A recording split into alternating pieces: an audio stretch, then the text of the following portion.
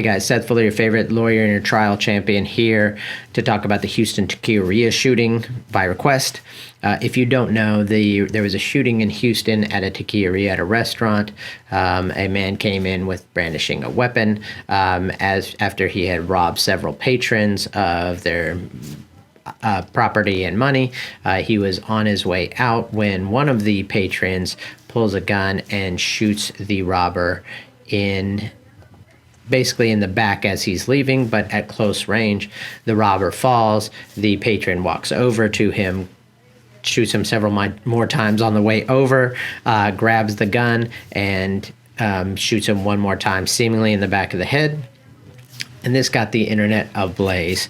Now, I've been busy, haven't able to cover it, and I was going to think about skipping it, even though my friend requested me to talk about it in a legal standpoint. However, I ran into a video on my Facebook feed, hundreds of thousands of views, by this Officer Tatum, who just couldn't be any wronger than he was about it. So I felt like to kind of maybe give a balanced perspective to the few who watch my videos, I talk about the legal aspect of this. But first, I'm going to cover what I saw that I felt needed addressing in Officer Tatum's video. Again, I've responded to Officer Tatum before. Just do not listen to this guy. This guy is the worst.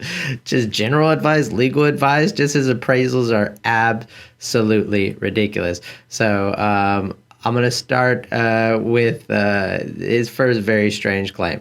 If you have a fear of serious bodily injury and or death, which was initially established, you have a right to do what? Not kill somebody, but to use deadly force against somebody. Let's stop. Just listen to what he just said. You don't have a right to kill somebody. You only have a right to use deadly force against somebody. This is the most ridiculous distinction I've ever heard in my life. Deadly force is the assumption that you are using force that could kill someone. It's semantics in that if I shoot somebody in the head and they somehow live, which does happen, I can't ensure ever, to cut off somebody's head or something that they're going to die. If the law says you are allowed to use deadly force, that is the law telling you that you are allowed to kill someone over it. They don't have you are allowed to kill. They don't put that into laws. They say you're allowed to use deadly force because it's very difficult for you to control whether or not you kill someone when you use deadly force. People get shot in the head and they live.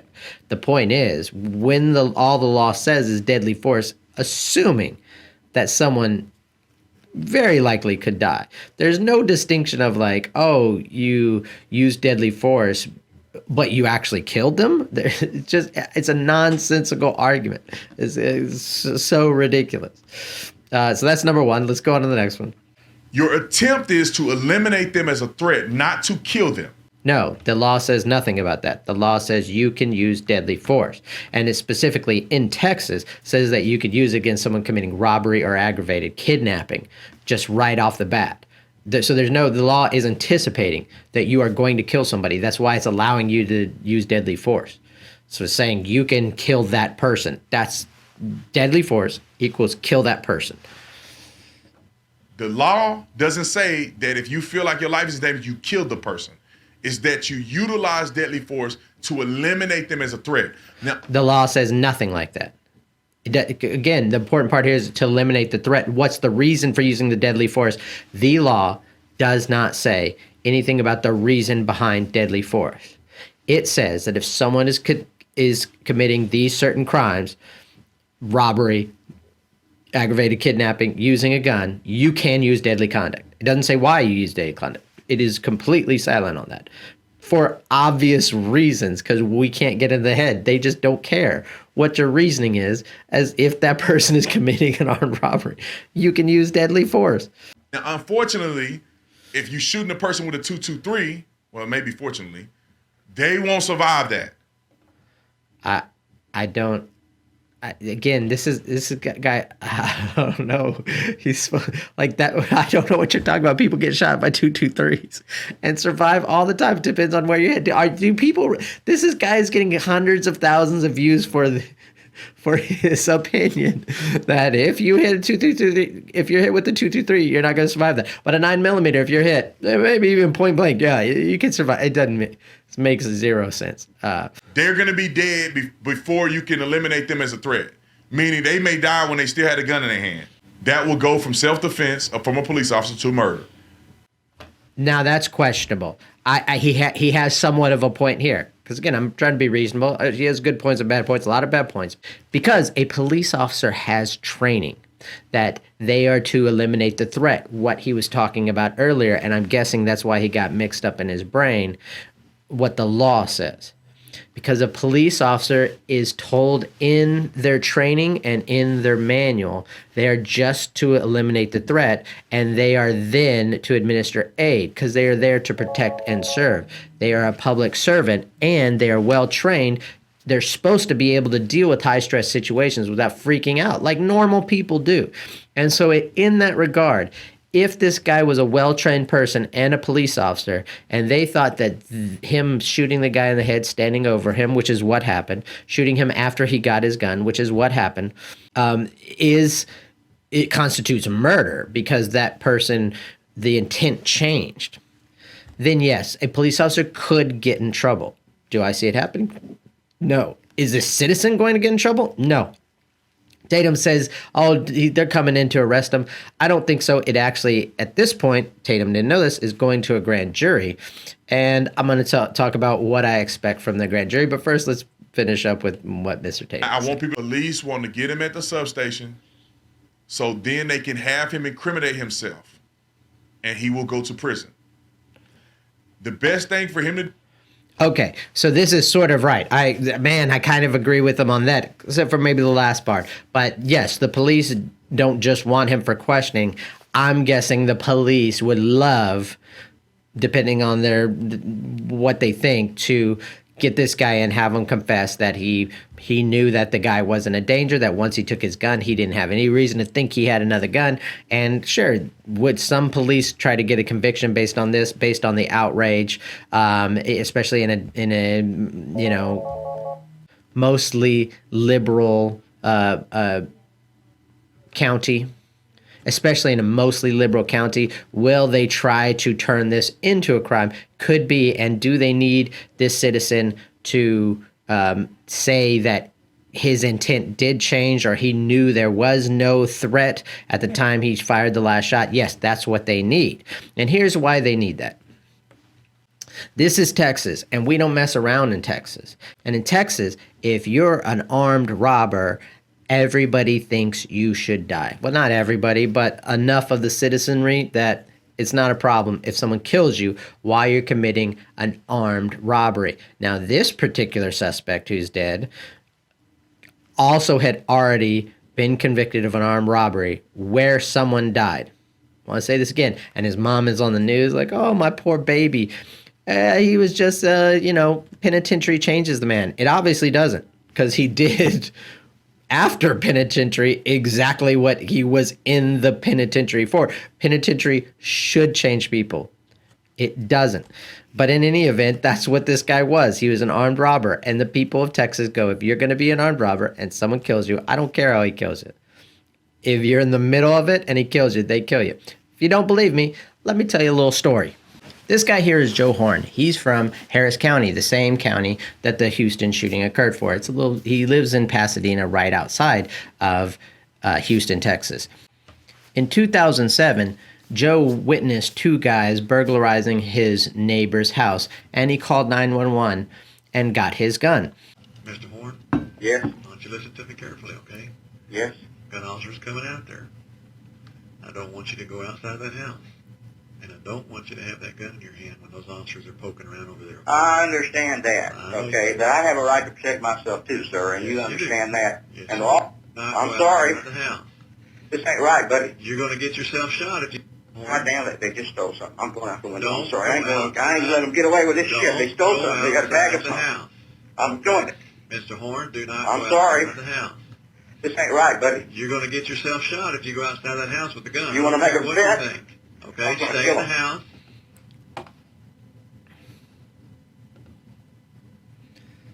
Now, that was the 911 call that Joe gave, where he was instructed by 911 operator not to leave the house, and he says, screw you. He then went outside with his shotgun. He shot one of the burglars in the yard of his neighbor's house, and then he shot the other one running away across the street in the back as the burglar fled. There was no indication of any firearms everywhere. That was in Houston, that was right outside of Houston, Texas, in the same county that this shooting happened, and Joe Horn was no-billed by the grand jury.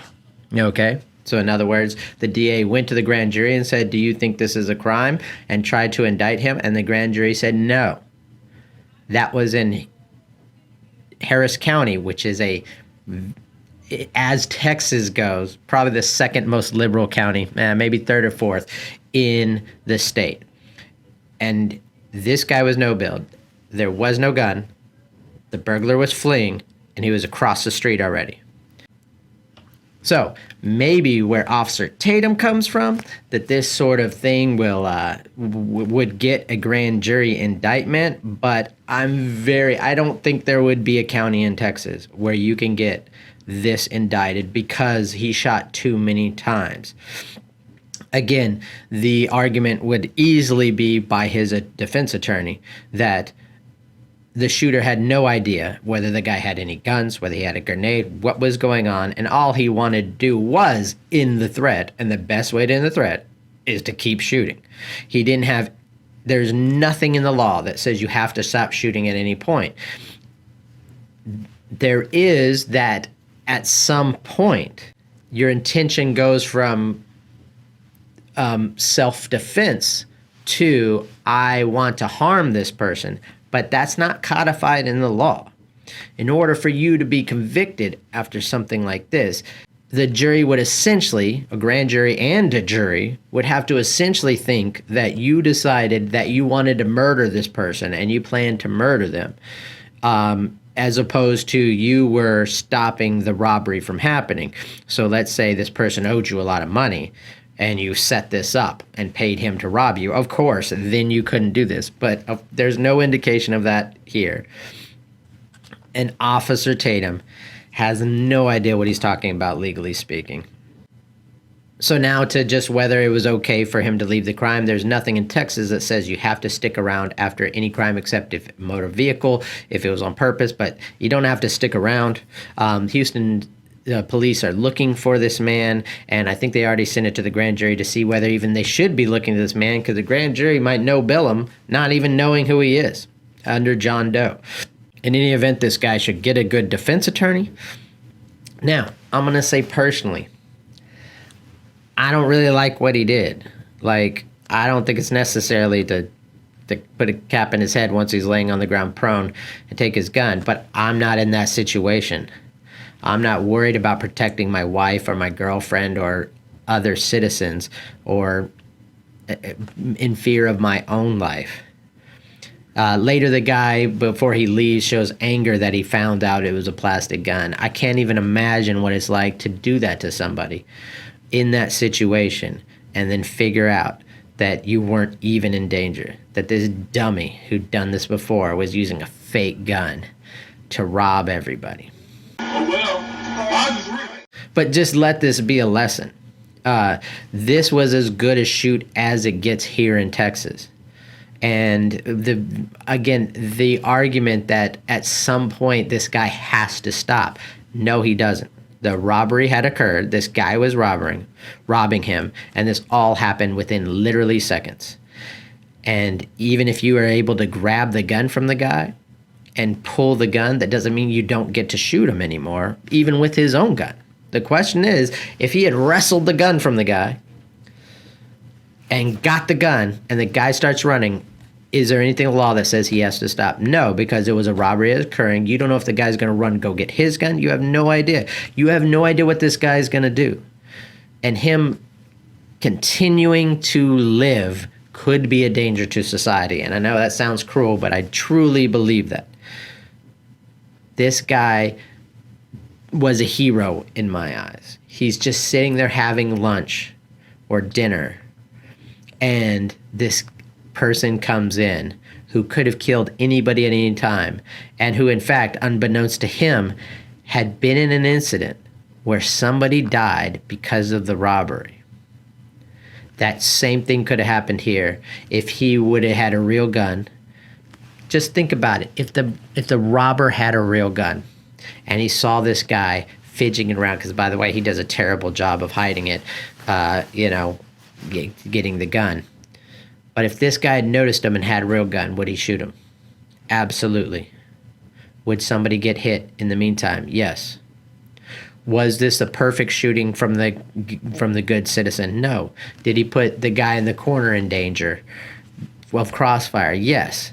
But again, that is the one point that I kind of give Tatum a little credit for. Because if this were a cop, this would be really bad, because a cop should be trained to do better than this. This wasn't a cop. This was a citizen who was trying to enjoy his day, trying to enjoy his lunch. He luckily lived in a state where you're allowed to carry a firearm, and even open carry a firearm. I think this does show how silly open carry was, because this guy could have immediately put his gun to his face and said, give me, put your hands up, and grabbed his real gun. And now the guy with the fake gun has a guy with the real gun. In any event, he luckily lived in a state where this is allowed. What's the bad that happened? I know the mom lost a son. That's sad. But what really happened here? A career criminal who had already participated in a robbery that led to a death and served time for that, decided that he was going to participate in another robbery. And by the way, history repeats itself. This time he participated again with a robbery that ended in death. Luckily, this time it wasn't an innocent old man who died. Luckily, this time he was the only one who died. And now society doesn't have to worry about whether he's going to be rehabilitated, anything like that. He put these people's lives in danger. He did something foolish in order to get a few bucks. And here in Texas, if you choose to do that, there is a really decent chance that you are not going to make it out unscathed.